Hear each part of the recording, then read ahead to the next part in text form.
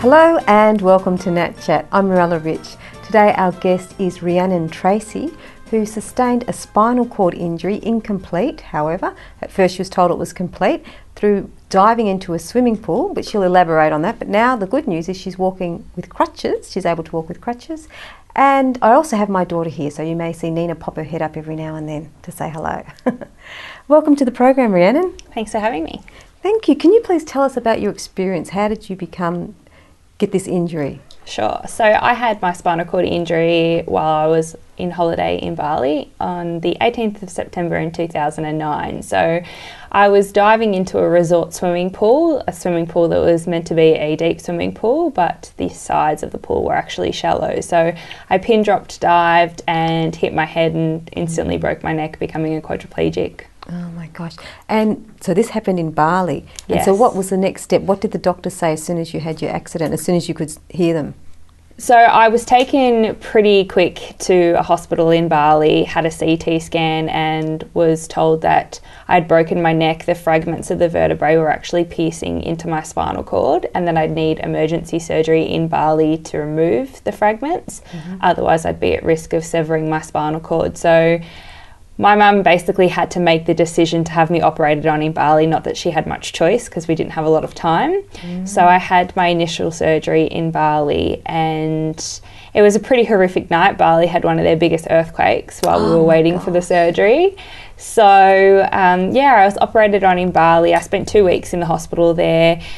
I wasn't really told much given the language kind of barrier there.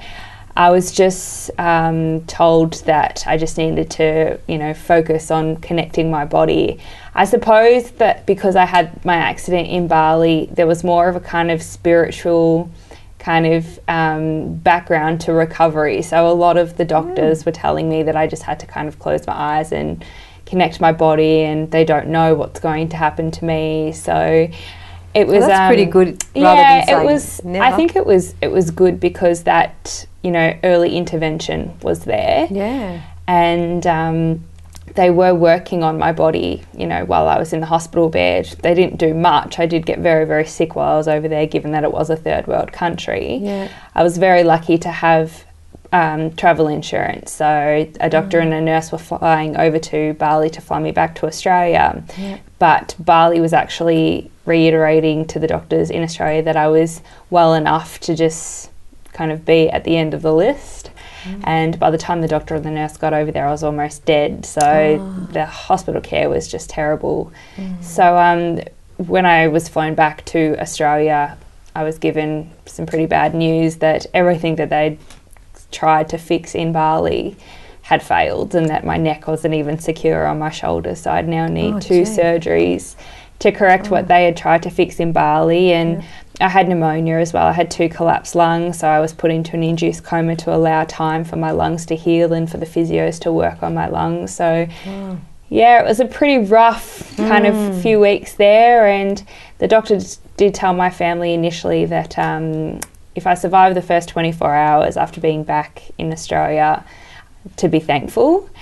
But after the surgery, given how many times they needed to operate on the spinal cord, that I would be lucky enough to feed myself, let alone get out of bed again. Wow. Did they actually touch the spinal cord? They didn't actually touch the spinal cord, they just touched the vertebrae, didn't they? Yeah, so any work that they have to perform around the spinal cord causes more trauma. So the outcome wasn't very good. Gosh, and so had you come around when they'd said that? I think I was conscious, but I was so sick that I was very in and out during that whole time. So I was put into an induced coma, I think, for about 5 days and had 2 surgeries in that time. So I was very much in and out a lot. Right. And then what happened when you actually did come around and they said you got the news that you were going to be staying in bed? What was your reaction to this? My reaction was to literally ask my parents to kill me. I was 20 at the time. It was 2 months before my 21st birthday. The day before I got on the plane to go to Bali, I'd posted my invitations for my 21st birthday. So I obviously fell into a very, very dark place and just didn't think that life was worth living if it was going to be living in a bed. I guess I was very, very lucky though. I had a great support network of people. My mum is just incredible. I'm her only daughter. She was told she'd never have kids and she had me. So I remember as soon as I woke up, I had a laptop in my face with The Secret, being played to me. And my mum was, there's a gentleman, Morris Goodman, who's the miracle man, quadriplegic, walking again. And so, she was showing me him saying, this is going to be you and you're going to be able to do this. And I was just kind of blasé to the whole situation. So, it was pretty hard. There was, an abundance of different emotions on how I felt and where I could see myself going. And Yeah. And then when she said this, was it giving you hope when your mum was so positive for you? Definitely. I think, as a child or even as an adult, you always draw kind of hope and the inspiration from your parents. So it didn't really matter to me what the doctors were telling me. I believed more so what was coming from my mum, as opposed to all these medical professionals. As far as I was concerned, they weren't God, my mum was, so... Made me cry. That's so beautiful. No, because I've met your mum. She's so lovely. She really loves you and she's like so behind you in encouraging and, you're doing so well. And now you are able to walk with crutches. So you've gone through quite a lot of ups and downs, no doubt, and difficult times to persevere through that. Has it been difficult trying to get the muscle strength back? I think it's just an ongoing kind of recovery journey. As far as the muscle strength, it's just like any person. Muscles deteriorate. You have to, gymnasts have to work on their muscles. They've got to go to the gym, stay fit. And it's more than just about moving those muscles that don't work. It's everything. It's making sure you're eating the right foods, making sure that you're in the right place mentally to allow yourself to, be able to push your body. But I don't think, for me, I couldn't say that I got this back in this amount of time because it's just been all ongoing. And for me personally, I don't see it as much as other people would see it, So, it's kind of hard to explain, but... Well, when we get back, we'll go to a break. When we get back, we'll go into a little bit more detail with it. You've been watching Nat Chat. We're going for a break now. We'll be back very shortly.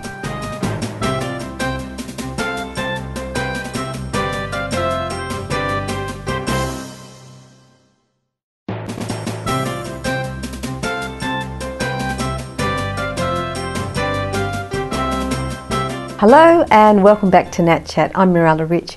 If you've just joined us, we're here with Rhiannon Tracey, who's talking about overcoming her difficulties from having a spinal cord injury. And she was incomplete. At first she was told she wasn't, but then she was told she was because she started to get movement back. And now she's able to walk with crutches. We're just hearing her story, how she got there. So it's very positive. Welcome back to the program. So how did you get there? For example, what did you do? For someone who's just had their injury or someone who hasn't even tried because they've been told they're never going to walk, what sort of advice could you give them, or can you just tell them your own experience? What did you do? I think the biggest thing is surrounding yourself with very positive people. I think at one stage I actually asked my mum to just prevent anyone coming into my room in the hospital that had anything negative to say. So for her to do that, it was obviously a bit of a kick fight, but she did it. But, it was all about moving the things that weren't moving. So, the physios were spending time on moving my arms, which were already showing signs of movement. But anything that wasn't showing any kind of sign of recovery, they just left. So for me and my family, it was about whenever there was somebody in the room with me, which was generally 24 hours a day because my mum was by my bedside all the time. She was moving my legs, my arms, massaging me, giving me different kinds of stimulation throughout my body, just simple things like running a hairbrush up and down my leg just to provide that stimulation so that your brain can remember, the feeling and sensation of things. So, the greatest athletes, they never stop thinking about recovery. They never stop training because when they're not training physically, they're training themselves mentally. And it was always about, if I wasn't doing something physical, I was reading. I was reading about all these people that were making some kind of a recovery after having an injury like this. You know, Maurice Goodman, he was one of the first, his story was the first book that I read sitting on the commode chair every morning in the Royal Talbot. So, you know, it was literally spending every moment that I was awake, thinking, moving, thinking about walking, you know, dreaming about it when I wasn't awake. So, you know, it was a 24/7 process. It really was. So it's like you lived it, breathed it. That's it. This is completely occupying your whole being. That's right. To walk. Yeah. And then what did you actually do to walk physically? What sort of strength did you do? What sort of exercises did you do? Like, did you just try and contract your toes to get your toes moving? How did you do that, and for how long? So about a month and a half after being in the ward, I was still on 3 North, so I was still on the spinal ward. My big toe on my left foot actually started flicking. Like, I'd think about it and a couple minutes later it would flick, and or it would move. So that was the first kind of exciting thing to happen. And, you know, spinal cord injury it's so, you know, it is just so crazy with how it works. So basically what happens is when you have a spinal cord injury, it's a traffic jam between your brain and your spinal cord. So when you're thinking about something, which is what happens and then travels its way down the spinal cord to make those things that you're thinking about actually happen, there's a blockage there. So I would think about moving my toe, but it might take a few minutes for that message to get down because it was trying to find an alternative route to get there. So, you know, even when this was happening, we were arguing with the doctors and the nurses because I'd sit there and say, my toe's going to move, my toe's going to move. And we'd sit there and wait for it to happen, and wouldn't happen for a few minutes. They'd leave the room and then it would happen, you know. So it's just so kind of in depth and just difficult to understand this injury. And, you know, I think the most crazy thing is that spinal cord injury, it's like a snowflake. Like, there's no two injuries that are the same. Like, you could put me in a room with 5 other people with the same level of injury, and every single one of us would have different mobility, different feeling, different sensation. So, and did you find that you kept, like, say with that toe, did you just keep trying to move the toe and just trying until that toe finally moved? For me, as far as I was concerned, my toe was the furthest thing from my brain. So if I was moving my toe, I felt like the gaps in between could be filled. So it was literally thinking about moving everything, closing my eyes and focusing on, you know, moving my little finger or just anything in between and just building on it from there. And did you find that you did this kind of all your waking hours, or were you? Oh, most definitely. Yeah. Most definitely. Yeah. And did anyone ever tell you not to try, that it's not going to happen? On many occasions, but as far as I was concerned, I could sit on my butt and do nothing and be miserable for the rest of my life, or I could try. Exactly. That's the main message, isn't it? That's it. Give it a try. If you don't know, I mean, you don't know, you can't just take what other people's doctors and physios say as the truth if they haven't been through it themselves. They're not in your body to go through it. I suppose, you know, that was huge for me too, because these people were people that had never even experienced this injury, and as far as I knew, nobody knows this injury better than somebody with it. So I drew a lot of what was a possibility from people that had the injury. You know, I started talking to people that, you know, had been injured and were doing things that they were told impossible, and someone told me, you know, the word impossible says I'm possible, so got to look at it like that. That's good. Yeah. And with the book from Maurice Goodman, is that called Miracle Man, the book? Yeah. Oh, okay. Yeah. Is that still out? It is. I think I bought it on eBay. I became okay. a bit addicted to eBay when I was in the Royal Talbot because I had nothing else to do. So I was buying, you know, gym equipment and all these books. Oh, fantastic. Because I knew he had a video. My sister bought the video to me, I remember. Yeah. And so he's got a book. That's wonderful. Fantastic. I think I gave the book to someone else who was in Talbot, and so I don't have it anymore. Passed it on. Yeah, pay it forward. That's it. That's right. That's beautiful. And you also you appeared on TV as well. You did like a fundraiser to raise some money. And just tell us about that story. What happened? So it wasn't well, initially I had my story on A Current Affair when I was in the Royal Talbot, and that was to raise funds for my recovery. So because I had my injury in Bali, there was no compensation for it in Australia. So it wasn't a road accident, it wasn't work compo. So my family had to fundraise or sell anything and everything just for the simplest things like catheters and commode chairs and stuff like that. Yeah. So A Current Affair did a story on me while I was in the Royal Talbot.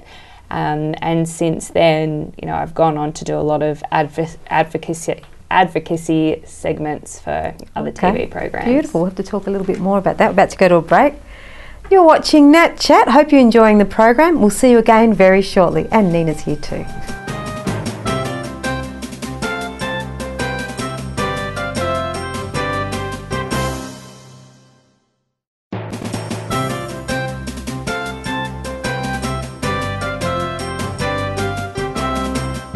Hello and welcome back to Nat Chat. I'm Mirella Rich. If you've just joined us, we're here with Rhiannon Tracey and little Nina here as well. And I hope you're enjoying the program. We're interviewing Rhiannon about her spinal cord injury, how she's able to walk with crutches now after diving into a swimming pool. Welcome back to the program. And you dove into the swimming pool, not, you know, thinking it was deep, because it's your experience was that it was a. Can you just recap on that? So the swimming pool, there was 2 swimming pools in the resort, a front and a back pool. The front pool was a shallow pool, the back pool was a deep pool. But even though the centre of the pool was deep, the sides were shallow, so I actually didn't dive into the centre far enough and hit my head on the shallow. Okay, so you thought you were probably... Did you know it was shallow, but you just thought, oh, I'm going into the deep end? I hadn't swum in it in the pool since the year before, so I'd completely forgotten, and it was at night time, so... Oh, you poor thing. Oh, well, anyway, you've got an amazing story. You know, you've done a lot with it. But I'm sure there would have been moments when, this is what we'd like to know as well, when it was really, really dark and difficult. How did you pull through those moments when it was really difficult? Because I guess you've got to go through them to get out of the other side, isn't it? You can't just pretend things don't exist. I guess knowing that even though, you know, my situation might have felt like the worst situation in the world for me personally, knowing that there was someone, or there was always going to be someone out there that was worse off than me is what really got me through it. And I remember the first time that I was taken out of my room at the Royal Talbot, my mum took me into the kitchen and I was in this big Battlestar Galactica chair that I couldn't push on my own. You know, I had cushions behind me and everything like that. I couldn't move. And I remember my mum taking me into the kitchen at Royal Talbot. And I just started crying, and my mum was like, "It's okay, Rhiannon." And I was like, "No, I'm not crying because of me. I'm crying because I'm lucky to, you know, be able to be here, have you, and, you know, still do some things on my own. Whereas, you know, there was 5 or 6 other people in the kitchen that literally couldn't move a thing, you know, so." For me, knowing that this wasn't the worst thing in the world, you know, as far as I could see, the only thing worse than this injury was death, and I was still alive. Yeah. So I think that's what got me through it, and also knowing and meeting the people that I met along my journey, you know, just continually drawing inspiration from others. And did you find that you came across other people who went to the Royal Talbot or who had spinal injuries along the way, that you actually physically met them that were walking as well and could share their stories a little bit with you as well? Most definitely. So the first walking quadriplegic that I met was Harry Zack. Yes, he's and been on the show. I remember sitting in my room, and it was just perfect timing, because I think it was after a What's Out There day at Royal Talbot. And I was sitting in my room just playing on my computer, and I still remember him standing in the doorway, and he goes, "Rhiannon, I heard you wanted to meet a walking quad." And I turned around and I just looked at this man standing that you wouldn't even think that he was a quadriplegic. You know, he has issues that go on internally as far as pain and other complications, but to have that visual in front of me, even though our injuries were very, very different, just hearing that word walking quadriplegic, I was like, okay, this is possible. I can do this, you know. So it was meeting people like him. You know, Facebook can be used for the right reasons and it can be used for the wrong reasons. But for me, social media at that point of my life, I'm so thankful for, because it was the best way to connect with other people that had had this injury. Wow. And how did Harry help you? Did he talk much to you? And I think Harry spent a few hours in my room just talking to me about everything. And we watched a video of a news segment, I think, that he'd been on. He'd dealt with other issues like sleep apnea and everything since having his injury. And I guess that's the thing that people don't understand. It's not a what you see is what you get injury. Absolutely. There are so many different complications that go on with having this injury, you know, like low immunity, bowel and bladder issues, pain, you know, pain. I'm so thankful that I've never had to deal with nerve pain. And I've asked the question, why? Like, why have I never had nerve pain? And there's no answer for it. It's so complex. But just hearing somebody else's experiences just pepped me right up. Yeah, it is too, isn't it? You see them walking, you see they've worked through it, they've had the difficulty as well. And they can come out smiling, yeah, you know? Yeah, exactly. And have you managed to pass on what you know to anyone else? Or I suppose you've got your blogs and all that kind of thing, haven't you? Most definitely. Yeah. So because there was only like a very small handful of people that I met while I was in the hospital, I even had people say, you know, I've learnt with this injury there are some good people and there are some not so good people. So I even had people promise that they were going to come into the hospital and meet me and never did. And that obviously would get me very down. These were people that had recovered. Oh, okay, yeah. Okay. But I wanted to make sure that I was going to use a negative situation and turn it into a positive. Yeah. So I made sure that once I was well and fit enough, and once I had some experiences, which I still do 6 years post, that I was going to, you know, use that for the right reason, share my story, not just for people that have had an injury or a disability, even able-bodied people that go through trauma in their life that they need a little bit of a push to help get over. Yeah. I made that decision that that's exactly what I was going to do. And people said to me so many times, everything happens for a reason when I was in hospital. And at that time, I wanted to punch them all in the face. But now I know that that's just the case, because I have been able to do some pretty incredible things. Yeah. And so the journey's been quite an interesting journey, and the people that you've met, the struggles you've overcome. I think everyone goes through struggles and things that they need to overcome. Just having a spinal cord injury is something else. But I've had lots of things happen in my life since having my injury that normal people go through, and it's been harder to get through those struggles because I've had my injury. On top of that, you know, so it's definitely that little bit of extra stress, and it's not just the stress of having the injury, but it's the stress of having the finances to sustain the injury, and, you know, the things that you need when you've got the injury. So there's definitely extra stress there on an everyday basis. But it's exactly what you say. You've just got to draw strength to be able to push through. Yeah. So, and that's what I do. Anyway, you have gone on to do quite a few good things to help other people, like starting up the Next Step and also doing Wings for Life run. But we'll talk about that the next episode. Would you like to come back again? I would love to. Thank you. Beautiful. You've been watching Nat Chat. I'm Mirella Rich. Our guest was Rhiannon Tracey, and here I have my little pumpkin here, Nina. See you again soon.